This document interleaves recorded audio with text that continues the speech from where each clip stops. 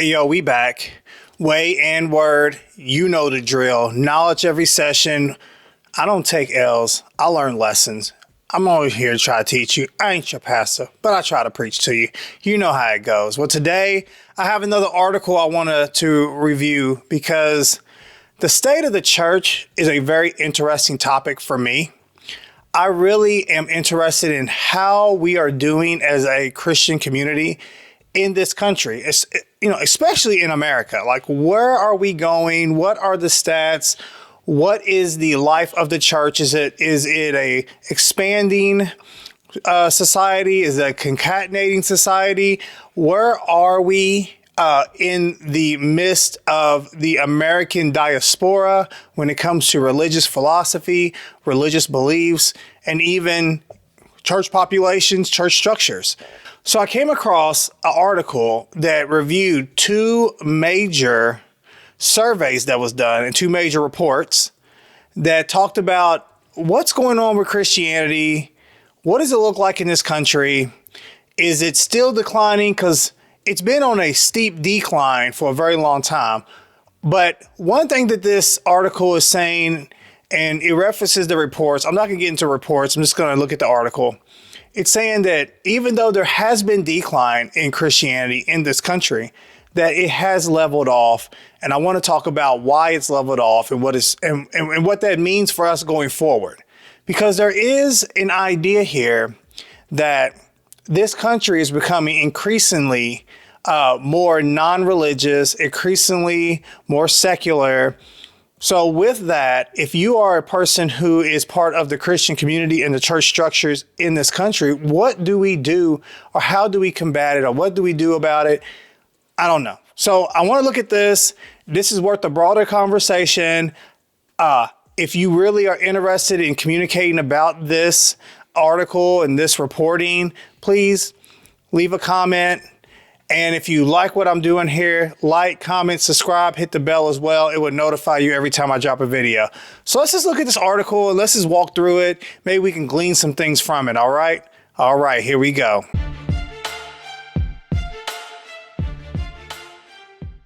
Steady decline. The number of Christian Americans is stabilizing. The Pew Research Center survey found that in the last 5 years, from 2019 to 2024, Christian adults have hovered between 60 and 64%. The latest figure hits at 62%. Within that number, Protestants and Catholics are the two largest groups. They have both remained fairly level over the last few years. So that's just a little blurb of what we're going to kind of go over. As you see that there is some steadiness that's going on as far as church attendance or things that people believe in when it comes to Christianity, but yet there has been a decline. So I wanted to kind of open it up with that video real quick, and then we can go right into the article. So here's what the article is called. Two major U.S. religion surveys coincide with some guarded good news. And this is written from Religion Unplugged by a man named Richard Osling, and was written earlier this week. So what we're going to do is we're going to look through this. I'm so interested in how we're doing as a nation when it comes to religious beliefs. And I do believe that at some point, there will be an extreme minority when it comes to Christianity in this country. Some of it, the church's fault, some of it, just the world, and there's many other reasons. And I'm not going to get into those reasons. I do have a couple of videos, I think maybe 3 videos, about 25 reasons why the church is dying. And you can check that out.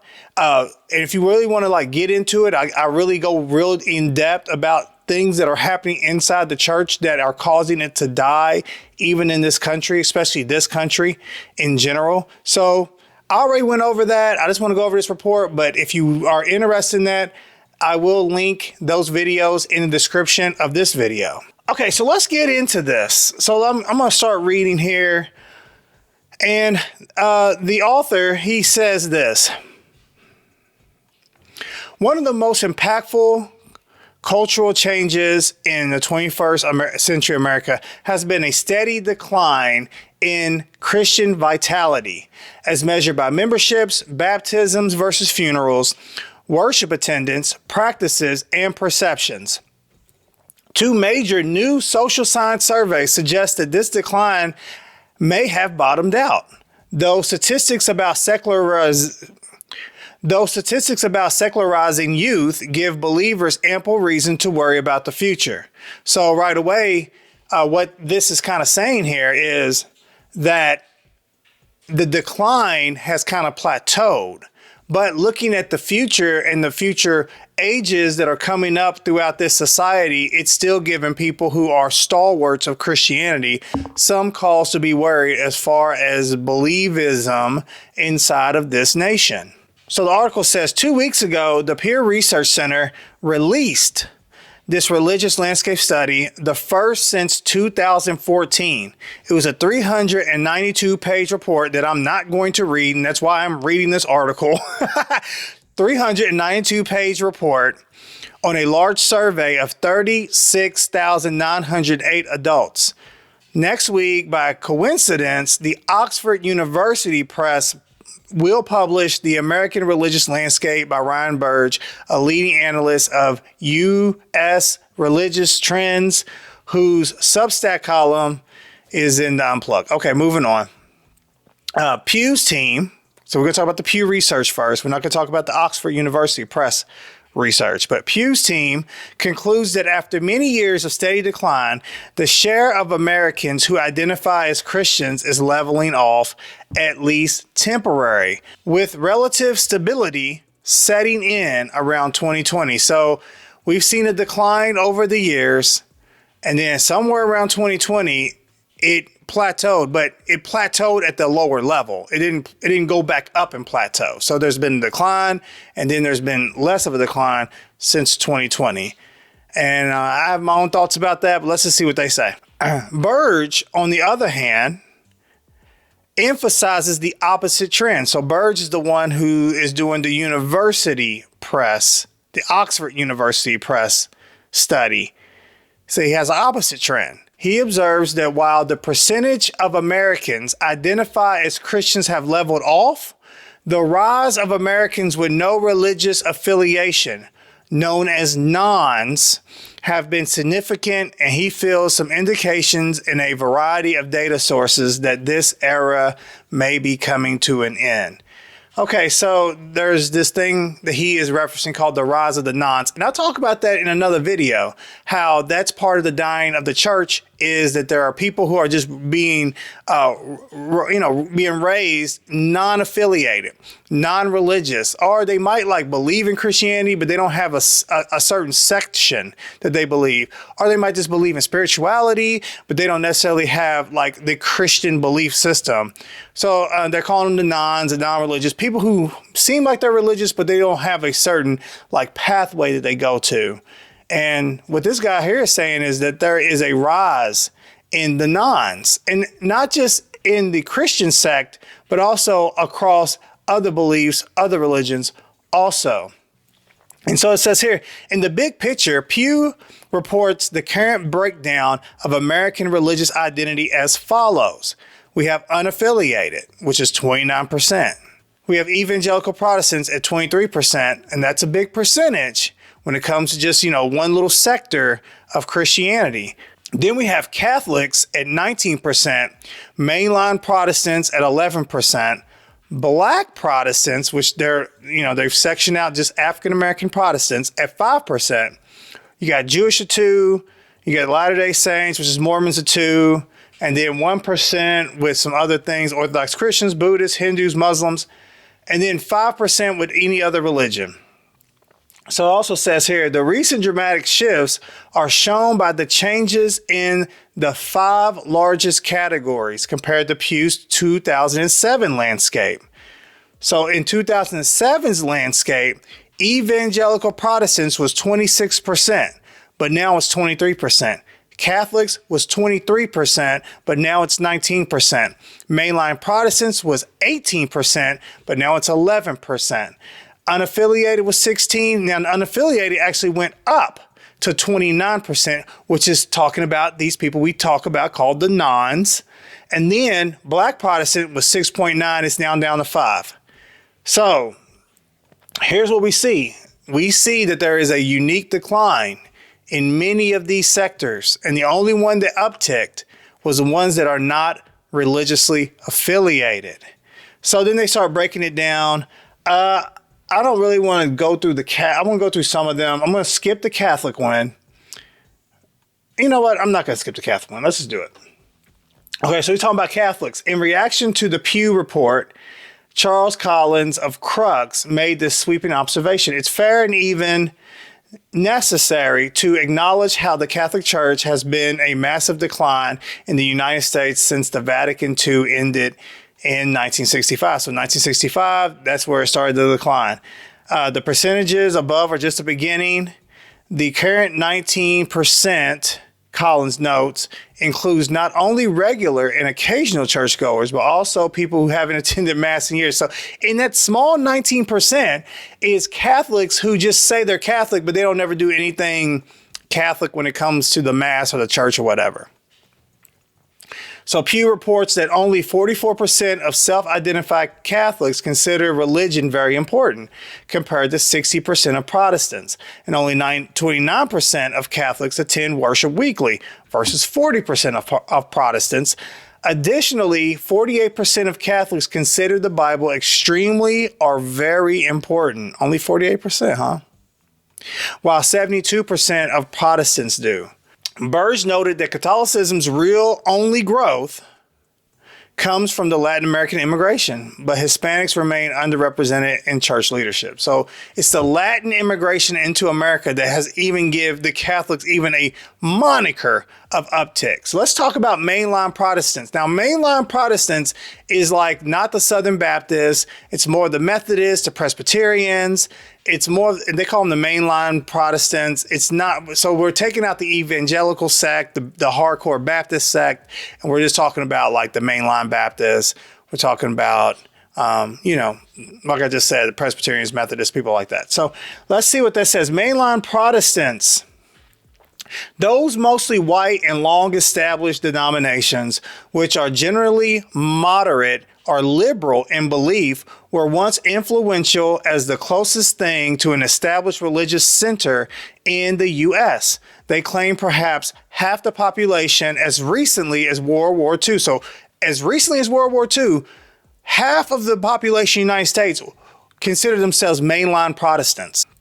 Now, Burge predicts that this form of Christianity will largely disappear. Wow.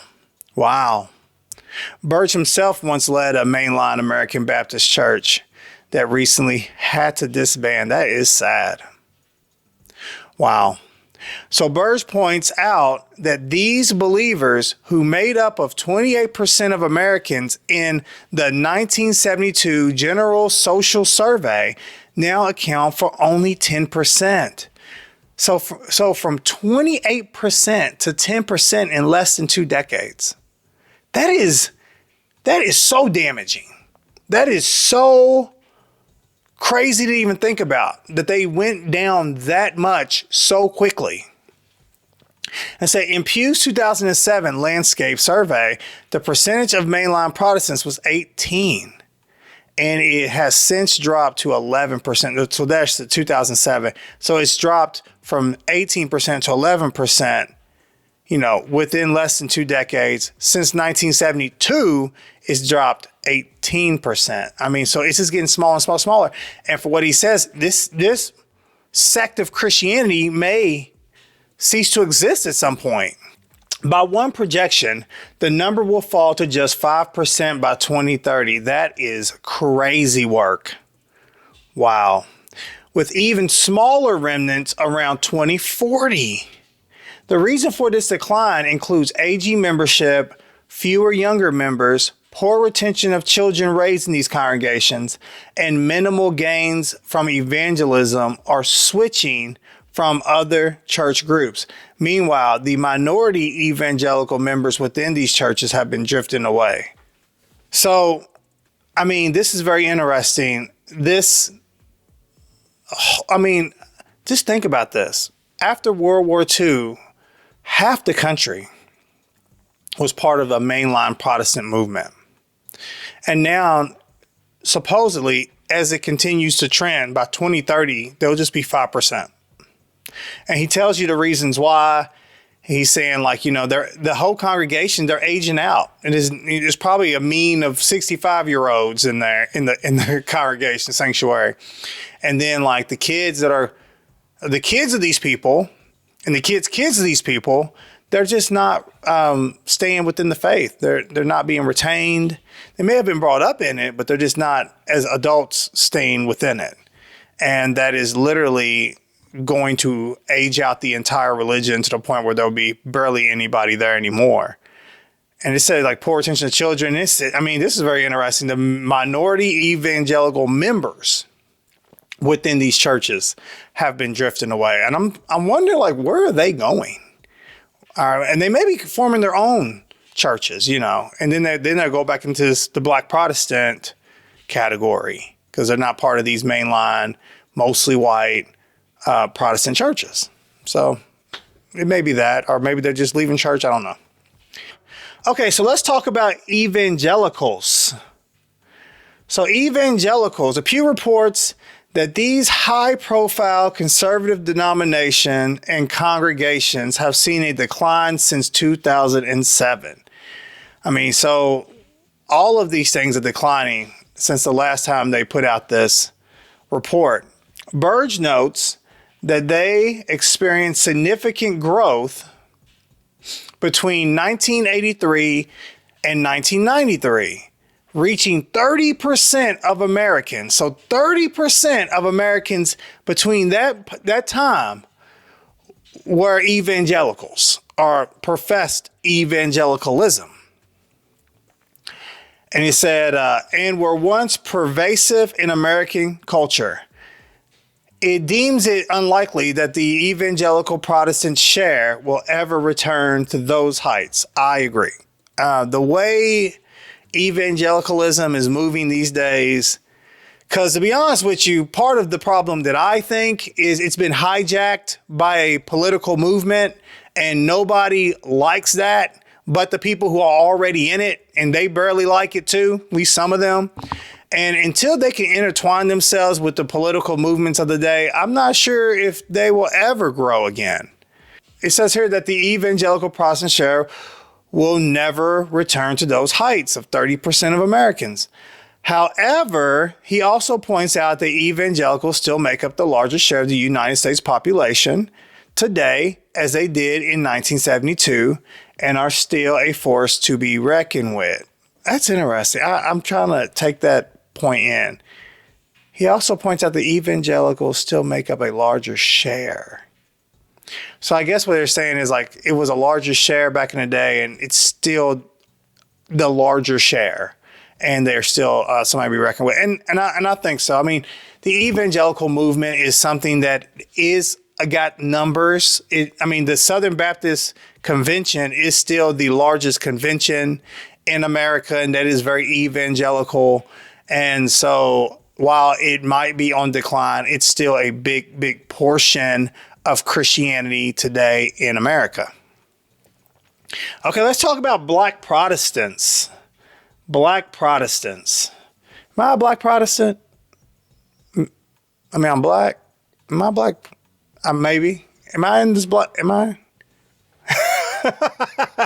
Let's talk about them. Black Protestants. Data on this category cover historically Black denominations. Okay, so let's make sure we understand this. When they're talking about Black Protestants, they're talking about Black people who go to Black churches, like the ones that have that part of the Black denominations. We're talking about the National Baptists. We're talking about the AME, African Methodist, Episcopal. We're talking about those movements that are particularly built for African-American, historically African-American churches. So Black denominations, leaving out Black members in predominantly white evangelical mainline and non-denominational churches. So the Black people who go to the white churches, they are not in this bucket. We got it. The 8 major denominations have about 7 million members in 21,000 or so local congregations. Okay, 7 million members are in the major 8 denominations for black people. Okay. As Burge observes, black Protestants share similar beliefs with white evangelicals, but align politically more closely to mainline liberals. So what that really means, if you just strip away that jargon, I'm just going to keep it 100 with you. A black Protestant most likely would vote Democrat because they're most likely liberally aligned, because a lot of the mainline Protestants were liberally aligned. But as far as belief systems, especially cultural belief systems, they would most likely mirror a lot of the white evangelicals who predominantly vote on the right side, which is very interesting, right? It's interesting. Like these people, these black Protestants, their belief systems are somewhat conservative, yet their voting bloc is remarkably liberal, which that is a video onto itself. Maybe I'll do a video of why that is. There's a lot of historicity that brings a black Protestant to the point of being that way, but that's a video for another day. Tell me if you would like to hear about that. I would love to do it, but I need some people to really be interested in it. So let me know if that's something that interests you. Leave it in the comments. So what it says here, it says that they made up around 8% to 9% of the U.S. population in the 1970s. But their numbers have declined in the past 2 decades, likely to around 6% according to Pew, or 5% according to Burge. Burge suggests that they are likely heading downward in the next decade or so. So today, it says that about 23% of black Americans report no religious affiliation. And I do believe that there is a good percentage of the black American population in this country that are nons. They are non-affiliated. It's not that they're atheists. It's not that they're agnostic, that they are true people who believe in Jesus, believe in God, but yet they are not religiously affiliated to a church home or to a church denomination. I believe that is true. And there's probably a lot of reasons why that is. I think some of it has to do with how the black church concept may have been hijacked in somewhat by some political affiliations. I also think that the black church concept, it may not fit into a wider world of the younger black community that doesn't see themselves as exclusive as their older counterparts, because they don't deal, or they have not dealt with the same civil rights issues. Not saying they don't deal with civil rights issues, but not the same civil rights issues that really prompted the proliferation of the black church construct. At one point in time, the black church was a power center for the black community. And as we have gone on, that may not be exactly the truth anymore. I digress. So we have other observations here. The Protestant map is being redrawn by the rise of independent, non-denominational local congregations. And I'm going to tell you what, there is a big church in my city, the biggest church in my city. Even though I think that they might have some Southern Baptist leanings, they do profess themselves to be non-denominational. So that is a huge rise. And I think there's a lot of big churches all across the nation that are huge that call themselves non-denominational.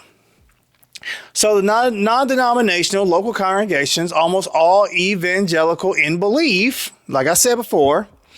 Pew estimates that non-denominational churches now account for 7% of American adults and 18% of U.S. Protestants. Wow, that's a lot. It's a lot for people who go to just a non-denominational. They don't have a denomination. Even as long-established denominations continue to decline. This shift is highly significant. The religious census of 2020 found that non-denominational churches were second only to Catholics, with over 21 million members, making them the largest U.S. Protestant category and representing more than 13% of the nation's churchgoers. Wow. So there's this, they didn't take into account these whole congregations that are made by the nons. I mean, well, the nons is not religiously affiliated, but just by people who don't have a denomination. It says here that Burge closely examines the three categories of religiously unaffiliated Americans as distinguished by Pew. Here they are. Atheists, 5%, are convinced that God does not exist, while agnostics, 6%, don't know or believe it's impossible to know. So those are two of the unaffiliated men. Now, the other one, the much larger group, it says a much larger group falls into the nothing in particular category, which is 19%, lacking any specific religious affiliation or identity. Compared with atheists and agnostics, this group is less hostile to religious faith, less affluent, less educated, less politically liberal, and less engaged with not only churches, but other social organizations. So he kind of brings in something that I think is really, really important too. That as we go on as a society being less community oriented, being less connected organizationally, that any organization or any community construct is going to suffer, including the one that's built on community, that's built on organization, and that is your local church. So not only is the local church probably hemorrhaging membership, but the local Y, the local gym, the local aerobic studio, the local library, the local, Men of the Water Buffalo Order. No, I'm just playing. That's a Flintstone reference. The local masonry. I don't know. The local guild club, the local Lions club. I'm just naming clubs now. But those things, anything community oriented, is definitely suffering. There's a good book out called Bowling Alone. I can't remember the author, but it was talking about how bowling is as popular as it ever has been.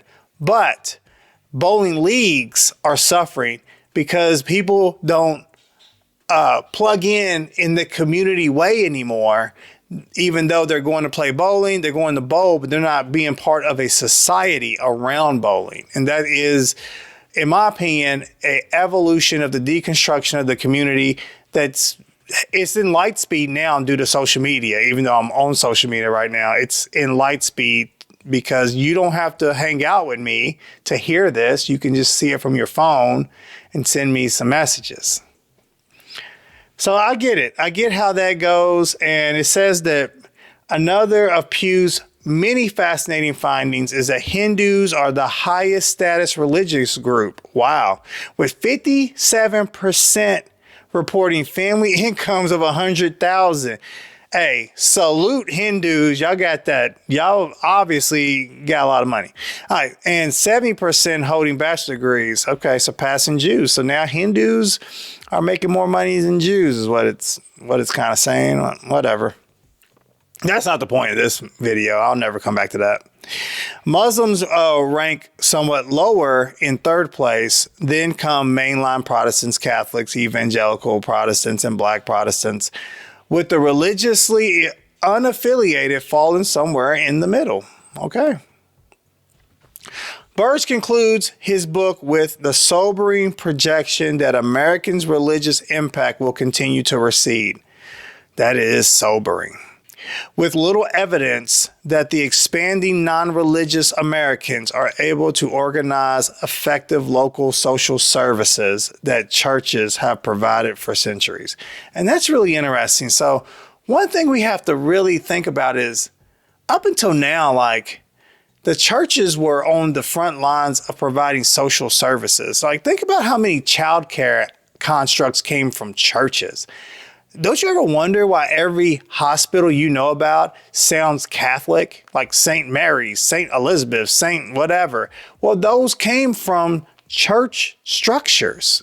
Our biggest hospitals were born from church structures. So just the idea that these hubs for the communities that service the communities, that has always serviced the communities, are becoming smaller and smaller and smaller.